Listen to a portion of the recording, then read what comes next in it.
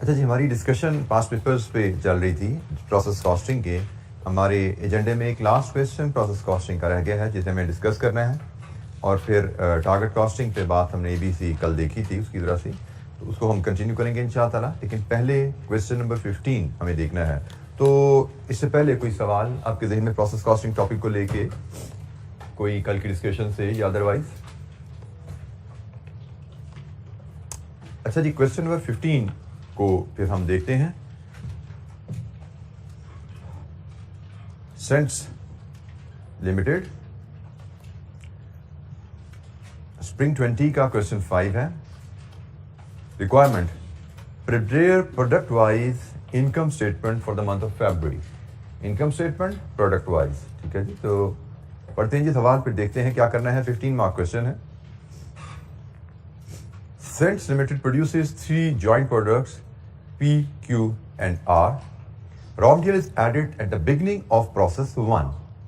On completion of process 1, these 3 products are split in the ratio of 50, 30, 20. So process 1 کی completion پہ split off ہو گیا. Joint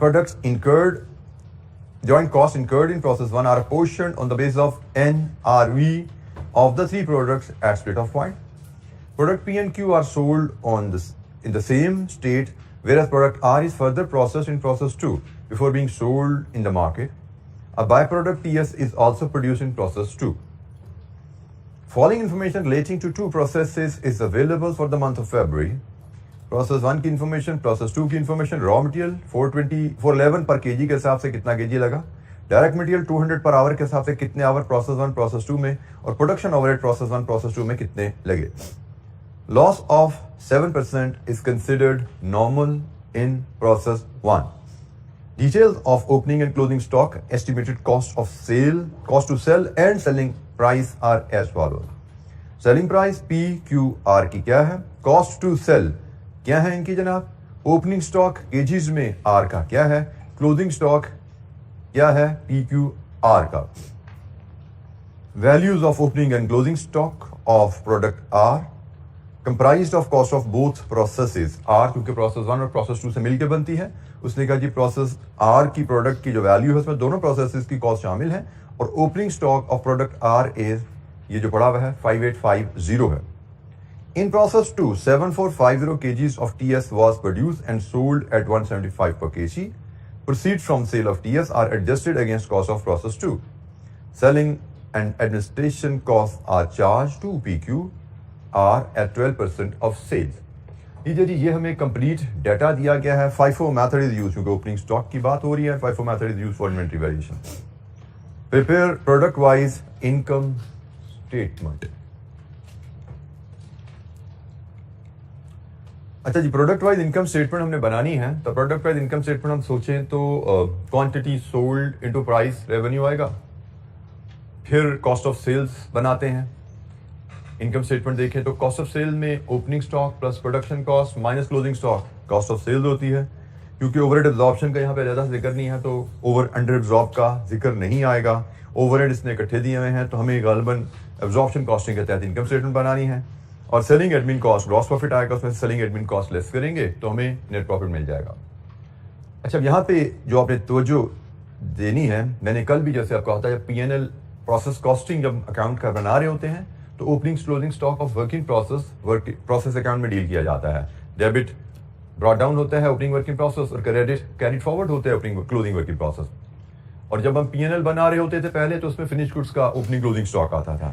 تو آپ کو جب انکم اسٹیٹمنٹ آئے اور اسٹاکس دیا جائے تو you have to be clear کہ یہ بھی ورکنگ پروسیس ہے یا فنش گڈس ہے. کیونکہ ورکنگ پروسیس ہے اس نے آپ کا پروسیس اکاؤنٹ کے تھرو ڈیل ہونا ہوتا ہے. P&L میں کیسے اس کو ڈیل کرنا ہے اس پہ بھی بات ہوگی.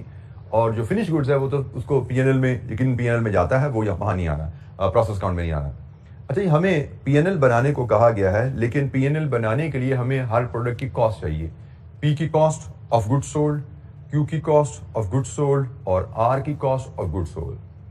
ہم نے کل بھی ایک P&L بنایا تھا, وہاں پہ ہم نے کیا کیا تھا, کاسٹ آف گڈ سولڈ پہ جانے کے لیے کاسٹ آف گڈ سولڈ نکالنے کی اگر ایک سمپل میں ایکویشن آپ کو ریکال کرواؤں, اگر آپ کو ایک ایکویشن چلیں پہلے میں ایک سمپل ایک ایکویشن وہ یاد کراتا ہوں جو ہم نے سیکھی ہوئی ہے نارملی مارجنل پروفٹ کاسٹنگ کے ٹاپک میں. That was opening stock of finish goods plus cost of units produced minus closing stock of finish goods. This is one way to present cost of sales. ٹھیک ہے جی. Alternatively ایک ہم نے کل بھی جو پریزنٹیشن بنائی تھی وہ پریزنٹیشن وہی ڈیٹا ہے لیکن اس کو میں ڈفرنٹلی پریزنٹ کروں. Opening stock of work in process plus production cost minus closing stock of work in process. یہ آپ کو کیا دیتا ہے؟ یہ آپ کو دیتی ہے جناب value cost of units produced. Cost of units produced یہاں سے ملتی ہے اور پھر اس میں آپ پلس کر دو opening stock of finish goods یہی ایز بفور مائنس کر دو closing stock of finish goods تو آپ کو یہاں پہ again cost of goods sold مل جاتی ہے. اب یہ کوشچن پہ ڈیپینڈ کرتا ہے ہمیں ڈیٹا کس شیپ میں اویلیبل ہے. تو کاسٹ آف یونٹس پروڈیوس ہم پہلے ایسے اس کو لے کے چلتے آئے ہیں. کل کے سوال میں ہمیں ورکنگ پروسیس کی ویلیو اویلیبل تھی تو پی این ایل میں ہم نے ایسے ان 1 2 3 4 5 چیزیں ڈیل کی. یہ سب ٹوٹل بیچ میں نہیں ڈالا تھا ہم نے, یہ سب ٹوٹل ہم نے بیچ میں نہیں ڈالا تھا لیکن 1 2 3 4 5 یہ 5 ویلیوز ایسی ارینج کر کے ہم ڈائریکٹ کاسٹ آف سیلز پہ پہنچ گئے تھے. تو ہم سب ٹوٹل ڈال بھی سکتے تھے کاسٹ آف یونٹس پروڈیوس اور plus minus opening stock closing stock adjustment کر کے جا سکتے تھے. تو اینی ویز جناب ہمیں یہاں پہ جو ڈیٹا چاہیے ہوگا کہ ہم اوپننگ کلوزنگ ورکنگ پروسیس کی یہاں پہ تو کوئی کہانی نہیں ہے. ایسا ہی ہے اوپننگ کلوزنگ ورکنگ پروسیس کی یہاں کہانی نہیں ہے. ہمیں اس پیٹرن پہ یہ پی این ایل بنانا ہے. ہمیں کاسٹ آف یونٹس پروڈیوس لینی ہوگی, ہر پروڈکٹ کی کاسٹ آف یونٹس پروڈیوس لینی ہے. تو میں اگر پی این ایل کا فارمیٹ دیکھوں کویسچن نمبر 15 کو ہم ڈسکس کر رہے ہیں پروڈکٹ وائز پی این ایل ہم نے 3 پروڈکٹ کا بنانا ہے. تو میں sales less cost of sales کروں گا اور اس کی ورکنگ ہوگی opening stock of finish goods آلدو ہر ایک کا اوپننگ اسٹاک بھی یہاں پہ اویلیبل نہیں ہے. Add production cost less closing stock of finish goods, یہاں سے کاسٹ آف سیلز آئے گی, پھر گراس پروفٹ اور پھر اس کی جو خرچہ کون سا ہے جی آخری line selling and admin less selling and admin expenses and then we will have net profit. ٹھیک ہے, یہ ہمارا پی این ایل کا فارمیٹ ہے جو دکھنے والا ہے اور یہ ہم نے 3 پروڈکٹس کے لیے بنانے ہیں. تو ہم اکارڈنگلی 3 کالم یہاں پہ ڈرا کر لیتے ہیں.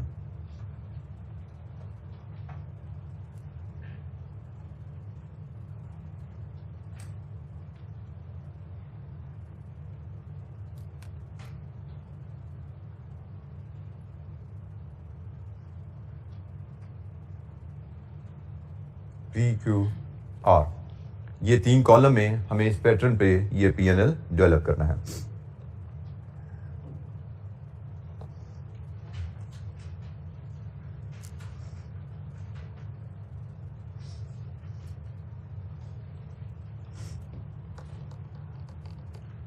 اچھا جی, اب ہم سیلز کے لیے ورکنگ 1 بنانے جاتے ہیں.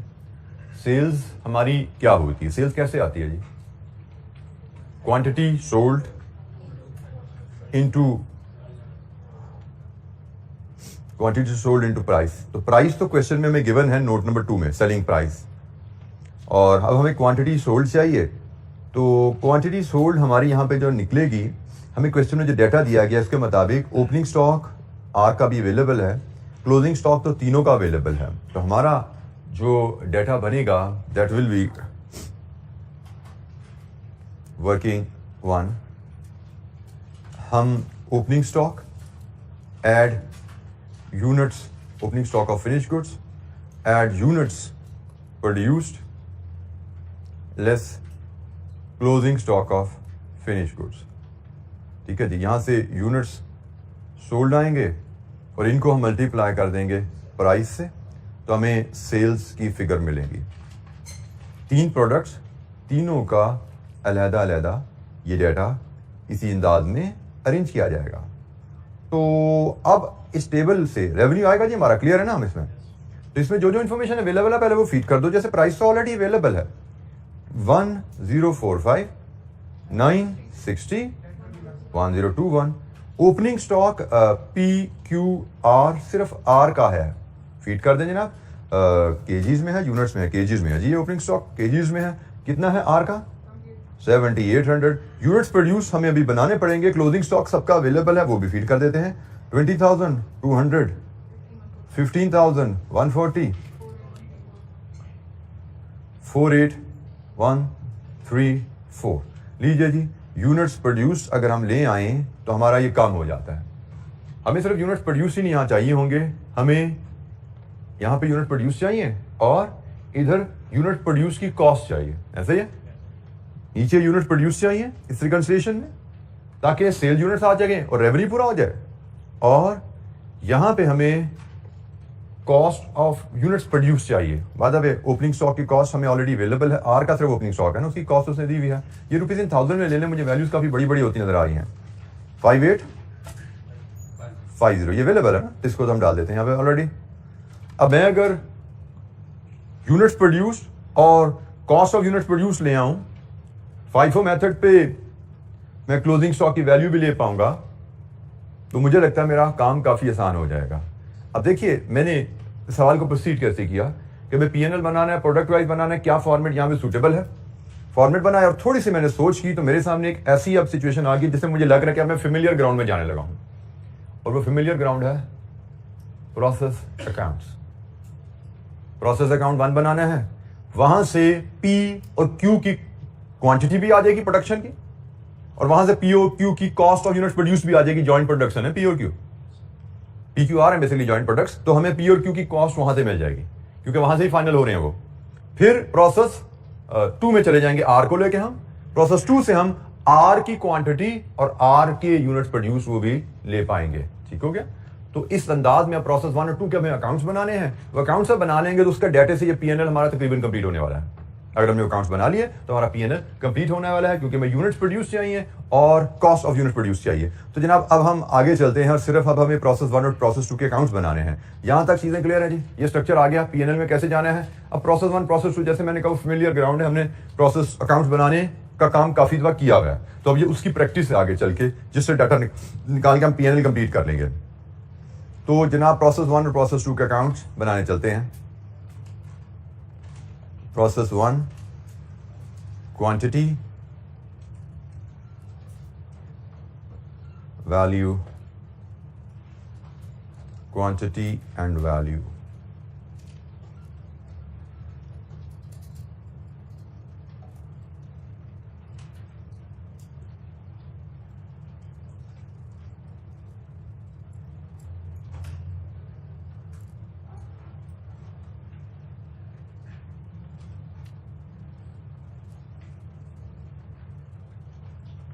हमारे प्रोसेस 1 2 के अकाउंट्स बन जाएंगे तो हमारा काम जो है ये आई थिंक कि हमारा सारा PNL का काम कंप्लीट हो जाएगा.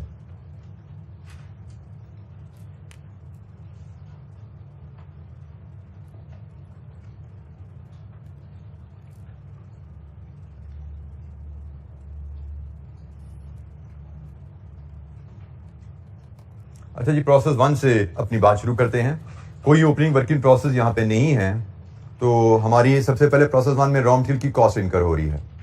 411 into 7 44,000 kg. Rupees in thousand में बोल दीजिएगा. रुपीज इन थाउजेंड जी. 305784 और ये जनाब है 744,000 kg. ठीक है जी. ये हमारी इनपुट कॉस्ट और 305 मिलियन ये हमारे पास आ रही है जी रॉ मटेरियल.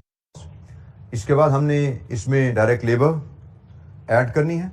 200 into 611,568 12231 122,314. ठीक है जी. ये रुपीज इन थाउजेंड में हमने फिगर ली है 122,314. ये हमारे पास डायरेक्ट लेबर की कॉस्ट आ गई. फिर हमारे पास प्रोडक्शन ओवरहेड्स का उसने वर्ड यहां पे यूज किया है. प्रोडक्शन ओवरहेड प्रोसेस 1 के हैं 91456. डेबिट साइड पे इनपुट कॉस्ट, डेबिट साइड पे इनपुट क्वांटिटी आ गई. क्रेडिट साइड पे हमें आउटपुट्स लेनी है और लॉसेस लेनी है. आउटपुट में P, Q, एंड आर है एंड नॉर्मल लॉस है। अब यहां पर तवज्जो कीजिएगा, हमें उसने कहा loss of 7% is considered normal in process 1। कोई इंस्पेक्शन स्टेज का जिक्र नहीं है, तो 7% ऑफ 744, 7% ऑफ 744,000 कितना बना नॉर्मल लॉस जी? 52080। अच्छा जी, अब जरा तवज्जो कीजिएगा, हमने सीखा क्या हुआ है, हमें क्वेश्चन में नॉर्मल लॉस की फिगर दे दी जाए, आउटपुट की फिगर दे दी जाए, तो हम बैलेंसिंग फिगर अब नॉर्मल लॉस ले लेते हैं। हमें क्वेश्चन में नॉर्मल लॉस की फिगर दे दी जाए और एक्चुअल लॉस दे दिया जाए, तो हम अब नॉर्मल लॉस गेन निकाल लेते हैं, आउटपुट को बैलेंसिंग ले लेते हैं। ऐसा ही है। अब इस क्वेश्चन में ना आउटपुट गिवन है, क्वांटिटी गिवन है आउटपुट की, ना लॉस गिवन है, इसका मतलब कोई एक ही फिगर बैलेंसिंग ली जा सकती है ना, वो यकीनन ये वाली है। इसका मतलब there is normal loss will be assume zero here, क्योंकि दो बैलेंसिंग फिगर नहीं हो सकती, कल भी बात की थी। यहाँ पे सिर्फ एक ही बैलेंसिंग फिगर निकल सकती है और वो है PQR। ठीक है जी, वो PQR है। इसका मतलब नॉर्मल लॉस को हमने जीरो लेना है और प्रोसेस अकाउंट की क्वांटिटीज को हमें यहीं पे क्लोज करना है। प्रोसेस अकाउंट क्वांटिटी ये क्लोज हो गई हैं जी, और जब ये क्लोज हो जाएं तो हमें आउटपुट की क्वांटिटी पता लग गई, और आउटपुट की क्वांटिटी पता है तो PQR की रेशियो उसने बताई भी है, 50%, 30% एंड 20%। तो जनाब ये क्वांटिटी बताइए कितनी है, इसमें से निकाल के उसका 50 30 20 50% इज 50% बोलिए क्या है? 345960। 30% क्या है? 207576 और 20% 138384। लीजिए जी, quantity side debit credit tally होगी। नॉर्मल जैसे हम प्रोसेस अकाउंट बनाते हैं वैसे ही बना रहे हैं, बेशक उसका इनकम स्टेटमेंट बनाने को हमने कहा गया, वो हमने ऊपर फॉर्मेट बना रही है, ये नॉर्मल प्रोसेस अकाउंट बना रहे हैं। बेटा जॉइंट प्रोडक्ट्स है ना, उसने फर्दर प्रोसेसिंग के लिए आर जो है आप इसको यहाँ पे लिख लो। हम ठीक कहा आपने, हम इसको यहाँ पे लिखते हैं प्रोसेस 2। प्रोसेस 2 में आर जाएगी, और मैं इसको भी फर्दर कह देता हूँ, ये फिनिश गुड्स है हमारी, ये फिनिश गुड्स P है, ये फिनिश गुड्स Q है, और ये प्रोसेस 2 में आर जा रही है। ठीक है तो PQR ही ना, ये जाना कहाँ पे वो ज्यादा बात है, इसे फिनिश गुड्स में जाना है, इन्होंने प्रोसेस 2 में जाना है आर ने। अच्छा जी, प्रोसेस अकाउंट का अगला स्टेप होता है वैल्यूएशन। तो नॉर्मल लॉस की वैल्यू होती है अगर लॉस यूनिट सेलेबल है। क्या लॉस यूनिट सेलेबल है प्रोसेस 1 के? Any information? I don't think ऐसी कोई इंफॉर्मेशन मुझे मिली यहां पे जिसमें लिखा हो प्रोसेस 1 का लॉस सेलेबल है। देखिए जरा, कोई है ऐसी इंफॉर्मेशन? कोई ऐसी इंफॉर्मेशन नहीं है, तो इसका मतलब यहां पे तो आई वैल्यू जीरो। इसका मतलब ये कॉस्ट का भी टोटल कर लीजिए, यहां से कितना को टोटल है जी यहां से कॉस्ट का?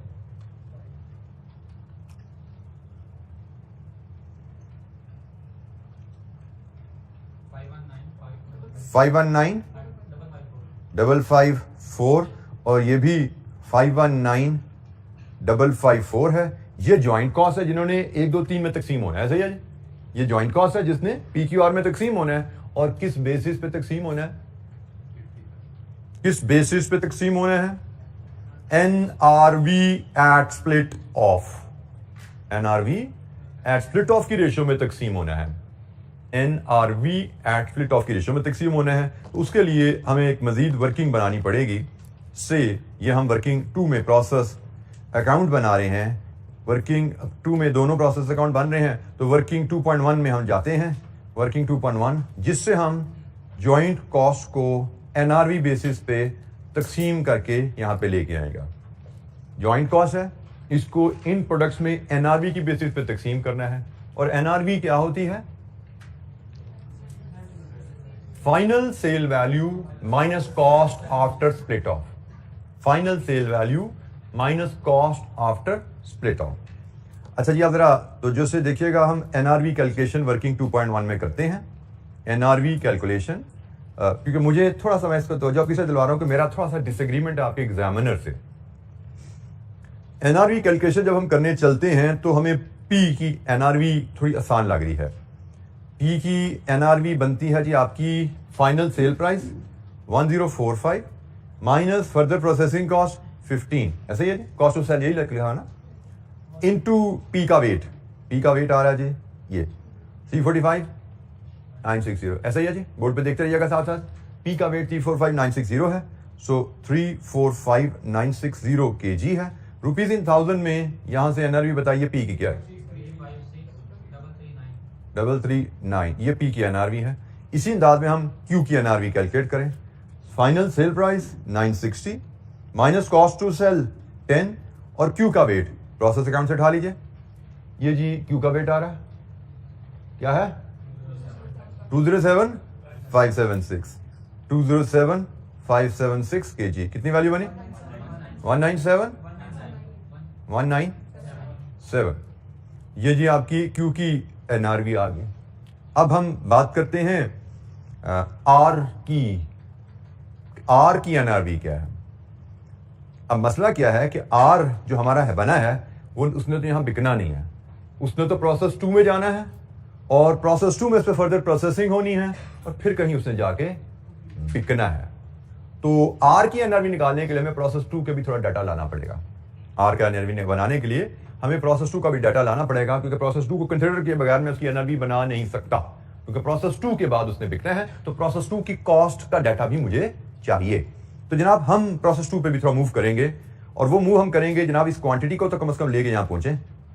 اس نے پروسیس 2 میں جانا نا R کی کوانٹٹی نے, تو ہم نے کہا جی اس کو لے کے آؤ ذرا یہاں پہ پروسیس 1 سے ٹرانسفر کرو R کو 138,384. ویلیو نہیں پتا ابھی ہمیں, کیونکہ وہ تو ویلیو NRV بیسس پہ تقسیم ہو کے آئے گی, اس کو بعد میں دیکھتے ہیں. لیکن جب یہاں پہ کوانٹٹی لے آئے, یہاں پہ ابھی ہمارا کویسچن مارک سٹینڈ کر رہا ہے, اس کو ہم ڈیل کرتے ہیں. لیکن پروسیس 2 کی آگے کی کہانی تو ہمیں پتا ہے نا. پروسیس 2 میں ڈائریکٹ لیبر کتنی لگ رہی ہے 200 روپے کے حساب سے 55,450 گھنٹے روپیز ان 1000 9000. ہمیں 11090. پھر ہمیں پروڈکشن اوور ہیڈز کا بھی پتا ہے ڈپارٹمنٹ 2 کے 7230. پھر ہمیں اس نے مزید بتایا ہوا ہے کہ پروسیس 2 سے ہمیں ایک بائی پروڈکٹ TS ملنی ہے. ایسے ہی ہے جی, بائی پروڈکٹ TS ملنی ہے ہمیں. کوشچن میں کلیئر ہے جی. تو جناب بائی پروڈکٹ کتنی ملنی ہے کوانٹٹی 7450, اور اس کی ویلیو بھی بتائی گئی ہے نوٹ نمبر 4 میں کہ 175 کی بکے گی اور اس کی پروسیڈ پروسیس 2 کے اکاؤنٹ کو کریڈٹ کریں. 175 کے حساب سے کتنی ہے جی 130 روپیز ان 1000 میں 1304. یہ کہانی جو گیون ہے نا وہ میں ڈالتا جا رہا ہوں یہاں پہ. اچھا, اس کے بعد پروسیس 2 میں اس نے کوئی لاس کا ذکر کیا.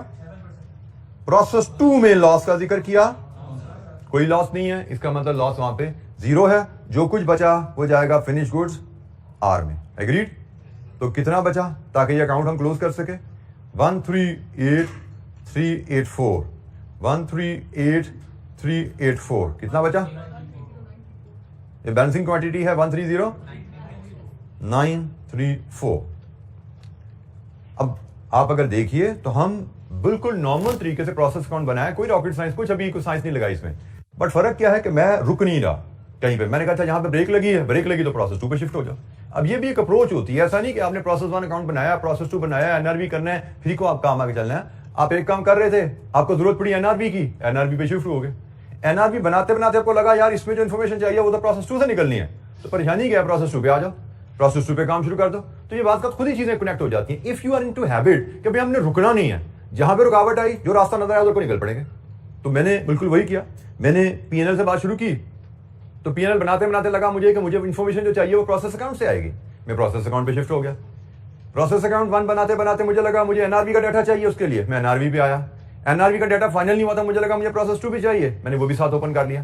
اب ساری چیزیں میری چل رہی ہیں, اور by the way Hare account میں ہر اسٹیپ پہ میں جو ویلیو کیلکولیٹ کر کے انکارپوریٹ کر رہا ہوں, مجھے کوئی نہ کوئی کریڈٹ ایگزامنر ایک نمبر آدھا نمبر یقیناً میئر کرتا جا رہا ہے میرے لیے کہ بھائی یہ صحیح ڈائریکشن میں چل رہا ہے. جو ویلیوز میئر ہو رہی ہیں, مطلب ایک نمبر مل گیا یہاں پہ اس کو پروسیس اکاؤنٹ میں کریڈٹ کرنے کا, ٹھیک ہے جی, میں بھی آدھا نمبر اس کو یہاں پہ مل گیا, ایک نمبر آدھا نمبر شروع ہوتا جا رہا ہے. نمبر 15 میں سے ہو سکتا ہے بائی ٹائم 9 میں 6-7 نمبر ارن بھی کر چکا ہوں تک.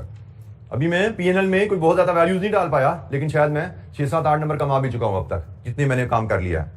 تو جی اینی کویسچن.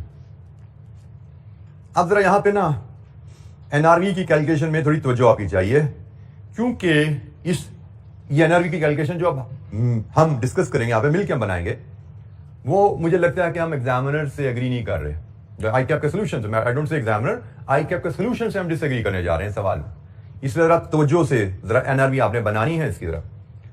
NRV سے مراد کیا ہے, NRV ایٹ فل ٹاپ سے مراد کیا ہے کہ یہ یونٹس جو یہاں بنے ہیں پروسیس 2 से फर्दर प्रोसेसिंग के बाद हमने बेच दिए, सारे के सारे बेच दिए हमने। अगर ये यूनिट्स हम प्रोसेस करके बेचते हैं, फाइनल हमें इनसे रेवेन्यू कितना आया माइनस फर्दर प्रोसेसिंग कॉस्ट, यही फॉर्मूला ना। तो जरा आप देखिएगा इसकी एनआरवी बनती कैसे, क्योंकि मुझे लगता है एनआरवी का डाटा हमारे पास इकट्ठा हो चुका है। आर के ऊपर हम चलते हैं, आर की एनआरवी पे आए। तो जनाब आर की एनआरवी फाइनल सेल प्राइस इसकी क्या है 1021 और सेलिंग कॉस्ट तो 12 है, वो तो सीधा सीधा यहीं से निकाल दो ना, पर केजी में गिवन है। अब ये 1021 माइनस 12, ये हमने कितने यूनिट्स इस कितने केजीज इस प्राइस पे बेचने हैं, जरा बताओ मुझे, कितने केजी बेच रहे हैं इस प्राइस पे हमने, ये या ये? हमने बनाए स्प्लिट ऑफ पे इतने यूनिट्स हैं, बट ये सेलेबल नहीं है। इन्होंने फर्दर प्रोसेसिंग के बाद जो बिकने हैं, वो जो प्राइस हमें दी गई है वो इनकी है, ऐसे ही है ना, वो इनकी प्राइस है। तो जनाब हमने कहा जी हमने ये बेचने हैं 130934 केजी, ये तो होगी जी फाइनल सेल वैल्यू हमारी नेट ऑफ सेलिंग एक्सपेंसेस। लेकिन प्रोसेस 2 के खर्चे भी तो है ना, वो भी तो स्प्लिट ऑफ बाद के खर्चे हैं। हमने क्या लेस करना होता है, final sale value minus cost after split off, ठीक है जी। बी की फाइनल सेल वैल्यू ये है, कॉस्ट आफ्टर स्प्लिट ऑफ सिर्फ 15 है। क्यू की फाइनल सेल वैल्यू 960 है, cost after split of only 10 है। लेकिन आर की फाइनल सेल वैल्यू 1021 है, वो भी इन यूनिट्स की है, और कॉस्ट आफ्टर स्प्लिट ऑफ सिर्फ 12 नहीं है। प्रोसेस 2 के सारे खर्चे वो भी तो करेंगे तो इतने की चीज बिकती है ना भाई। तो प्रोसेस 2 के खर्चे अगर आप देखो हमने माइनस करने हैं यहां से, तो प्रोसेस 2 के खर्चे, प्रोसेस 2 का अकाउंट आपके सामने है जी, ये ऊपर आ रहा है प्रोसेस 2 का अकाउंट। प्रोसेस 2 के खर्चे हैं जी 11090 प्लस 7230 माइनस, यही होता है ना भाई, बाय प्रोडक्ट की सेल प्रोसेस अकाउंट में क्रेडिट करने का मतलब क्या है कि प्रोसेस कॉस्ट में से इसको लेस करो, तो फर्दर कॉस्ट में ये आपकी 1304 ये लेस होगी। अच्छा, अब ये ख्याल करना कि ये चूंकि रुपीज इन थाउजेंड में है, तो इनको भी रुपीज इन थाउजेंड में ले जाने के लिए इक्वेशन में मैं इसको 1000 से डिवाइड कर दूं, तो अब इक्वेशन हमारी सही बनती है। ये तो था ही सीधा सारा रुपीज में आ रहा था, मैंने रुपीज इन थाउजेंड यहाँ लिख दिया। अब मैं ये इक्वेशन बना रहा था, इसमें ये वैल्यूज मैंने रुपीज इन थाउजेंड की डाल दी थी, ये वैल्यूज मेरी रुपीज में कैलकुलेट हो रही, तो मैंने इसको 1000 से डिवाइड कर दिया। अब बताइए मेरा रुपीज इन थाउजेंड में वैल्यू क्या आ रही है, 115096। ये जी NRV of R at split off, NRV of R at split off, ये हमारा आंसर की कैलकुलेशन की लॉजिक एक बार फिर समझ लीजिए। अगर आपने वैल्यू ये कैलकुलेशन नोट कर ली है, हमें वैल्यू एनआरवी से मुराद क्या होती है, एनआरवी एट स्प्लिट ऑफ से मुराद है कि ये जो यूनिट्स हमने स्प्लिट ऑफ पे बनाए हैं, इनको अगर हम फर्दर प्रोसेस करके बेचते हैं तो total revenue minus further cost हमें मिलेगा क्या। तो हम सीख रहे हैं, इनको जब हम फर्दर प्रोसेस करके बेचने की बात करते हैं, तो फर्दर प्रोसेस करके हमें क्वांटिटी इतनी मिलती है, ये क्वांटिटी हम बेचेंगे, ये क्वांटिटी हम बेचेंगे, और ये क्वांटिटी बेचने के लिए ये फर्दर कॉस्ट है जो प्रोसेस 2 में करोगी। ऐसे ही है जी, ये एनआरवी से आप ओके हैं इस वैल्यू से, कोई शक इसमें? अब मैं अगर बताऊं आई कैप का जो सोल्यूशन है इसमें गलती क्या है, उसने यहां पे 138 ये वाली क्वांटिटी ली है। Do you agree? लेनी चाहिए थी, कोई लॉजिक है इसकी? क्योंकि 138 तो हम बेच नहीं रहे, हम तो बेची 138 बनाया जरूर है, लेकिन उस 138 से 113 उस 138 की एनआरवी तो इस कैलकुलेशन पे बेस करेगी ना, फाइनल सेल वैल्यूज पे बेस करेगी। तो ये हमें आई कैप के सोल्यूशन में एक काफी बड़ी गलती नजर आती है कि ये क्वांटिटी वहां पे गलती है, और इसीलिए मैं आपको कहता हूं कि सोल्यूशन से एक और वजह, another reason to stay away from the solution, कि सोल्यूशन में 2-4% हमें गलती नजर आती है, और जब हम गलती नजर आती है हम दिमाग अप्लाई नहीं करते, हम उसी को याद करने बैठ जाते हैं, शायद ऐसे ही होना है, सोचते ही नहीं है कि क्यों, वाई, क्या ठीक है क्या गलत है। तो जब आप अपना दिमाग अप्लाई करते हो, आपने दिमाग लगाया होता है, फिर आई कैप के सोल्यूशन से आपका डिसएग्रीमेंट आता है, तो यू ट्राई टू रेजिस्ट कि भाई मैंने ऐसे सोचा था, आई कैप ने ऐसा किया है, तो क्या गलती है, शायद कोई आई कैप की ही गलती हो या शायद आपकी गलती हो, लेकिन आप सोच के सीख लेते हो। लेकिन अगर आपने सोचा ही नहीं हुआ, तो फिर आई कैप के सोल्यूशन को बगैर सोचे समझे आप याद कर लेते हो, क्योंकि उसकी लॉजिक तो आप बना ही नहीं पाओगे, उसकी लॉजिक तो सही आप बना ही नहीं सकते। जैसे इस केस में क्या 138 यूनिट्स पे ये फाइनल सेल वैल्यू लगनी चाहिए? Answer is very clear, no, क्योंकि 138 तो प्रोसेस 1 के एंड पे निकले हैं, और आर तो प्रोसेस 2 के बाद बिकता है। ये प्राइस तो प्रोसेस 2 के बाद की है, तो क्वांटिटी भी प्रोसेस 2 के बाद की लो ना, प्रोसेस 1 से आर निकला, वो प्रोसेस 2 के बाद बचा कितना, वही बिकेगा ना। तो ये जनाब एनआरवी आ गई, और इसकी बेस पे हम यहां पे एनआरवी की परसेंटेज बना लेते हैं। जो टोटल करो एनआरवी कितनी है,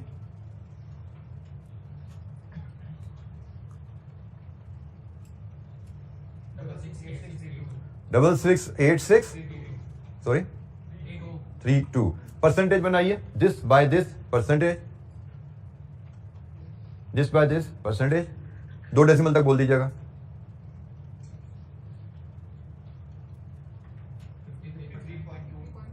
29 2 डेसिमल जी. Next this by this percentage 29.49. Last one this by this into percent 17.21. अच्छा जी, ये हमारे पास परसेंटेजेस आ गई हैं. अब हम इन परसेंटेजेस के मुताबिक जॉइंट कॉस्ट को अपोजिशन कर देंगे प्रोसेस 1 में.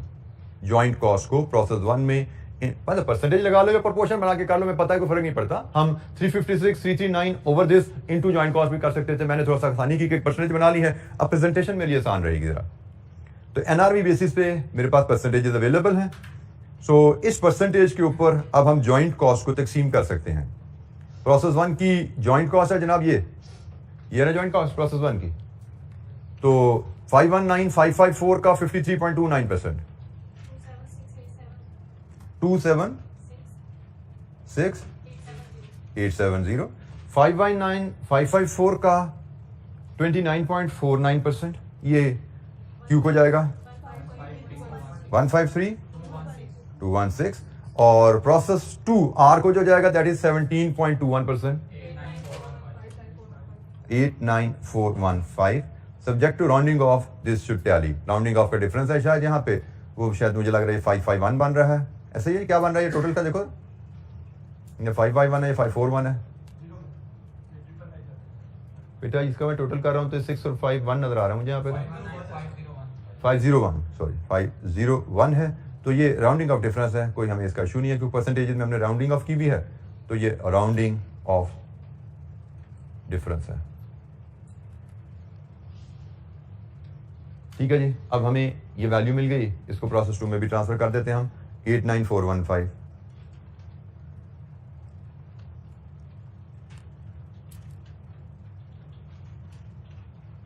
अच्छा, अब यहां से हमें जो डाटा मिल चुका है ना, cost of units produced, P and Q और क्वांटिटी दोनों मिल गई ना. पी की हमें पी की क्वांटिटी भी मिल गई है और पी की कॉस्ट भी मिल गई है. यही चीजें ढूंढने आए थे ना हम नीचे, इन्हीं के लिए हम वर्किंग की तरफ आए थे. तो जनाब इन दो को तो उठाएं यहां से जरा हम, और इनको तो जाके हम फीड करें. पी और क्यू को तो पहले जाके हम फीड कर लें. पीएनएल में जरा जाइए. ये जनाब पीएनएल था आपका, इसमें यूनिट्स प्रोड्यूस पी के चाहिए थे आपको. तो ये जनाब पी के यूनिट्स आ गए 345,960. क्यू के यूनिट्स प्रोड्यूस चाहिए थे 207,576. लीजिए जी, यहां से आप पी और क्यू के यूनिट सोल्ड भी फाइनल हो गए ना आपके. पी के यूनिट सोल्ड बता दीजिए क्या है. 345 माइनस दिस 325,760. इसको मल्टीप्लाई कर दीजिए आगे इससे, तो रुपीज इन थाउजेंड में सेल्स भी बता दीजिए. रुपीज इन थाउजेंड में ले आइएगा यहां से फिगर 340,419. अब इसी तरह क्यू के यूनिट सोल्ड बताइए 192,436. मल्टीप्लाई कीजिए, रुपीज इन थाउजेंड बोल दीजिए जी 739. यहां से हमें रेवेन्यू आ गया और ये रेवेन्यू हम ऊपर पोस्ट कर सकते हैं 34. ये हमारे पास रेवेन्यू आ गया. जो फिगर आती जा रही है हम पोस्ट करते जाए, हमें नंबर मिलते जा रहे हैं. ये डाटा हमारा फाइनल हो गया था पी का, इसको हम पोस्ट कर रहे हैं. आर का भी रहता है, उस पर हम दोबारा आएंगे, काम करेंगे आर पे. लेकिन जो पी का फाइनल हुआ इसको हम अब रेवेन्यू को हम ऊपर ले जाके इधर भी फीड कर देते हैं. 340,419 और 184,739. हमें कॉस्ट ऑफ यूनिट्स प्रोड्यूस भी चाहिए ना. ये कॉस्ट ऑफ यूनिट्स प्रोड्यूस है, तो कॉस्ट ऑफ यूनिट प्रोड्यूस भी हमने निकाली थी, जो उसको यहां पे ले आते हैं. पी की थी 345,960 और क्यू की थी 207,576. सॉरी मैंने क्वांटिटी लिख दी, माय मिस्टेक. तो मैंने क्वांटिटी लिख दी, यहाँ पे कॉस्ट लानी थी मैंने. कॉस्ट हमारी है 276,870 एंड 153,216. तो पीएनएल में वैसे मैं एक स्टेप और भी आगे जाना चाहूं तो जा सकता हूं. क्लोजिंग स्टॉक की वैल्यू भी निकाल सकते हैं ना. कॉस्ट ऑफ यूनिट्स प्रोड्यूस मेरे पास है, यूनिट्स प्रोड्यूस मेरे पास है, یہ بھی ورکنگ ذرا دیکھ لو. کاسٹ آف یونٹس پروڈیوس میرے پاس ہے 345,276,870 divided with units produce 345,960 into units in hand. Closing stock کتنا ہے؟ کلوزنگ اسٹاک آپ کا ہے 2200. یہ کلوزنگ اسٹاک کی ویلیو FIFO میتھڈ کے تحت آ گئی پی کی. کتنی آ رہی ہے جی؟ 16166. اور اسی انداز میں سوری 870 ہے جی, 870 ہے. اسی انداز میں اگر میں آپ کے سامنے کیو کی کیلکولیٹ کروں تو کیو کی کاسٹ 153,216 ہے. کیو کی کوانٹٹی 207,576 ہے. اور کیو کا کلوزنگ اسٹاک کتنا بچا؟ 15140. کتنی ویلیو بنی؟ 1175. لیجیے جی کلوزنگ اسٹاک, کیونکہ ان کی میں نے پروڈکشن کاسٹ لے لی تھی. پروسیس اکاؤنٹ سے دیکھ لیجیے, پروسیس اکاؤنٹ میں یہ آپ کی پروڈکشن کاسٹ یہاں سے آ رہی ہے, یہ یونٹس پروڈیوسڈ ہے. یہ کاسٹ پر کے جی ہو گیا انٹو کیجیز ان ہینڈ, یہ کاسٹ پر کے جی ہو گیا into کیجیز in hand. Value of closing stock under FIFO. FIFO میں آپ کا closing stock current period cost پہ ویلیو کیا جاتا ہے. یہ کرنٹ پیریڈ کاسٹ پر کے جی into کیجیز in hand, current period cost per کے جی انٹو کیجیز ان ہینڈ. یہ ویلیوز بھی آ گئی. جیسے میں نے کہا میرے سامنے جو ویلیوز آتی جا رہی ہیں میں ورک آؤٹ کرتا جا رہا ہوں, میپ ہوتی جا رہی چیزیں, کمپلیٹ ہوتی جا رہی چیزیں. جی اینی کوشچن, کوئی سوال؟ کسی ویلیو پہ کوئی دقت, کسی کیلکولیشن پہ آپ کو کنسیپچلی لاجیکلی چیز سمجھ نہیں آئی, وائی ہاؤ پوچھیے.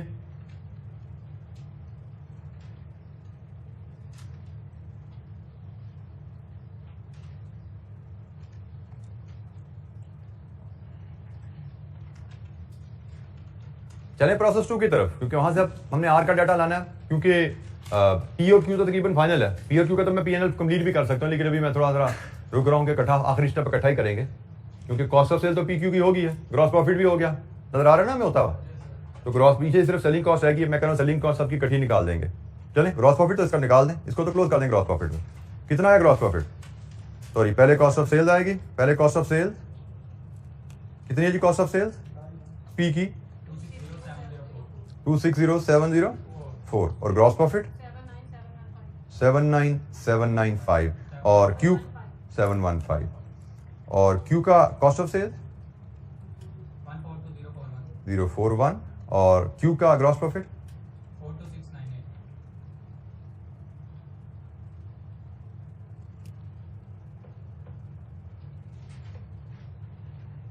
اب ہم چلیں گے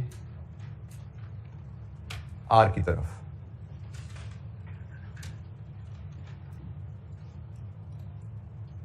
ٹھیک ہے جی, تو آر کی طرف چلتے ہیں.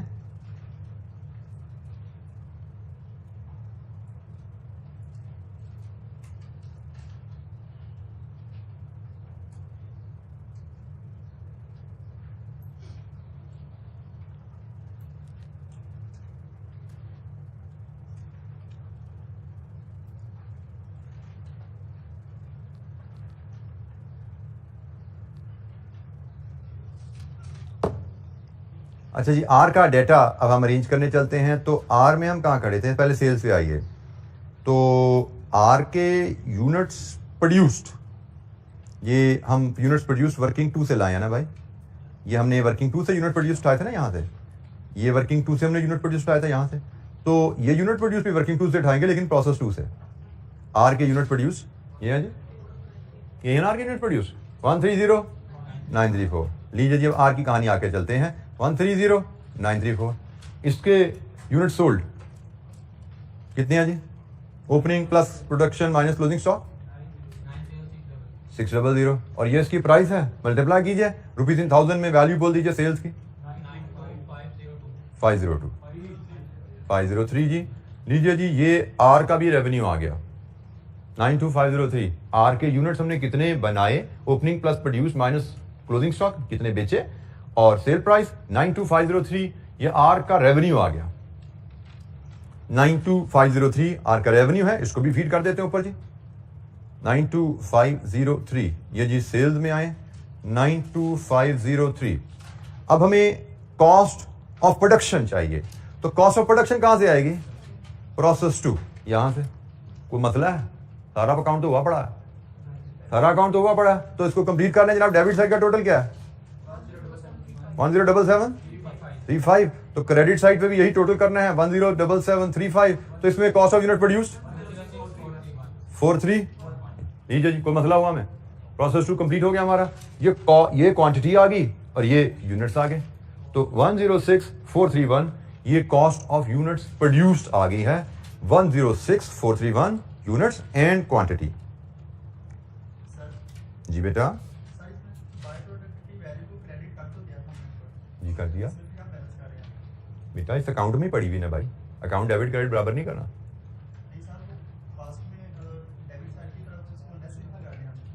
नजर आ रहा है यहाँ पे?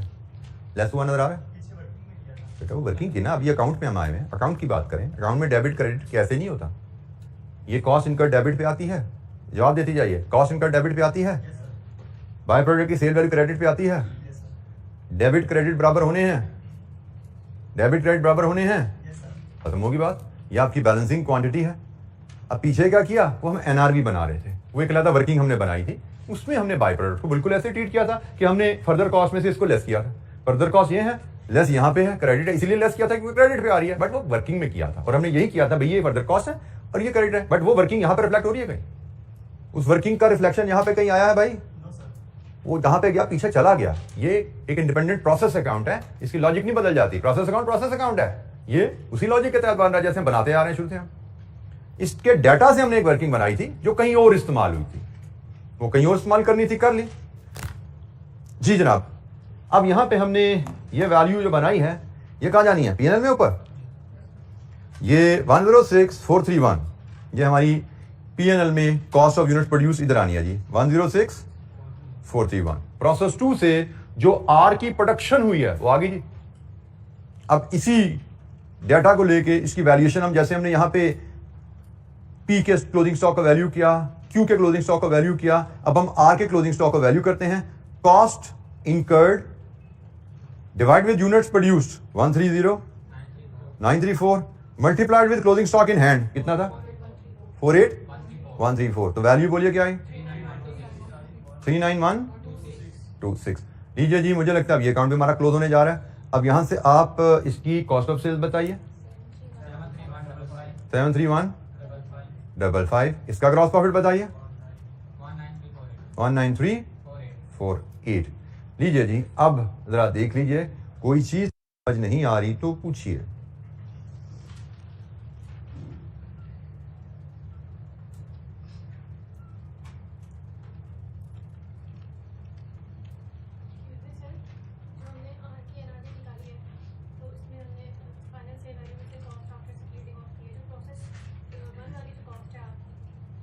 Cost after split of. Process 1 तो स्प्लिट ऑफ पॉइंट है ना बेटा. प्रोसेस 1 की तो तमाम कॉस्ट ज्वाइंट कॉस्ट है. उन्हीं को तो तकसीम करने के लिए हमें एनआरवी चाहिए. ज्वाइंट कॉस्ट को ही तो तकसीम करना था हमने. ज्वाइंट कॉस्ट को ही तकसीम करना था, इसी के लिए तो हमें एनआरवी चाहिए थी. यहां से तो हमें पता ही नहीं आर की कॉस्ट कितनी है. Till the time we have NRV, जब तक एनआरवी नहीं आती हमें तो पता ही नहीं आर की कॉस्ट कितनी है. तो ज्वाइंट कॉस्ट को तकसीम करने की बेसिस एनआरवी है. और एनआरवी कैसे आ रही है? Final sale value. Selling cost यहां पे लेस कर दी हमने, minus cost after split off, जो कि प्रोसेस 2 की कॉस्ट है, प्रोसेस 2 की नेट कॉस्ट है. ठीक है, तो ये हमारी एनआरवी आर की आ रही है. अच्छा जी, हमारा पीएनएल प्रोसेस, ये हमारी वर्किंग कैसे है. अच्छा, आपके एग्जामिनर ने ना आंसर इस शेप में प्रेजेंट नहीं किया. मेरी कोशिश होती है आपको फॉर्मेट में चीजें लेके आऊं जो आपको जरा इजीली कैच हो, इजीली एब्जॉर्ब हो. प्रोसेस अकाउंट, मुझे लगता है the way I studied and the way I teach, मुझे लगता है प्रोसेस अकाउंट में हम कंफर्टेबल होते हैं, चीजें हमारी ग्रिप में रहती हैं. तो इसलिए मैं आपको प्रोसेस अकाउंट के थ्रू ये सवाल हो सकता था, मैंने करवाया. इसी तरह बाय द वे एक क्वेश्चन नंबर 8 पीछे गुजरा है, इसमें कुछ बच्चों ने मुझसे कहा चैलेंज आ रहा है. वो क्वेश्चन नंबर 8 को भी आप प्रोसेस अकाउंट के थ्रू, जैसा मैंने ये सवाल कराया ना, इस तरह करोगे तो वो भी आपकी ग्रिप में आ जाएगा सवाल। आप एग्जामिनर के फॉर्मेट को देखते रहते हो, उसने टेबल टूबल्स के थ्रू दाएं बाएं घुमा के काफी कॉम्प्लेक्स प्रेजेंटेशन की होती है, क्योंकि वो उसके आंसर्स एक्सेल पे बने होते हैं। एक्सेल पे तो कॉम्प्लेक्स डाटा को आप हैंडल कर लेते हो, but pen to paper handle करने के लिए you need some solid framework. तो मुझे लगता है process account is a solid model, जिससे चीजें ग्रिप में रहती हैं। हमने प्रोसेस अकाउंट में डाल के सवाल को लेकर चले तो बड़े तरीके से सवाल हल हो गया। अब सिर्फ सेलिंग एडमिन एक्सपेंसेस रह गए हैं, उसके लिए उसने हमें नोट नंबर 5 में बताया हुआ 12% of sale. So if this is sales A into 12%, ये फीड करेंगे और लीजिए जी, ये आपका नेट प्रॉफिट यहाँ से कंप्लीट हो जाएगा। ये छोटी सी एक्टिविटी आपकी है, इसको कंप्लीट कर लीजिएगा। I think we are done with the question here. ठीक है जी, तो हमारा प्रोसेस कॉस्टिंग का एजेंडा पूरा दिन आज इसी पे गुजर गया, लेक्चर था खत्म हुआ है। तो टारगेट कॉस्टिंग पे इंशाअल्लाह बात जो हमने कल एबीसी शुरू की थी वो ब्रेक आ गई है। फ्रॉम टुमारो इंशाअल्लाह will be moving forward with target costing. जी बेटा क्वेश्चन, जी बेटा कौन सा नोट, प्रोसेस 2 या कौन सी वर्किंग? अच्छा, ये आज के लिए इतना ही, बाकी इंशाल्लाह कल हम मिलेंगे और फिर डिस्कशन को प्रोसेस कॉस्टिंग ऑनवर्ड मूव करेंगे। थैंक यू वेरी मच, अस्सलाम वालेकुम।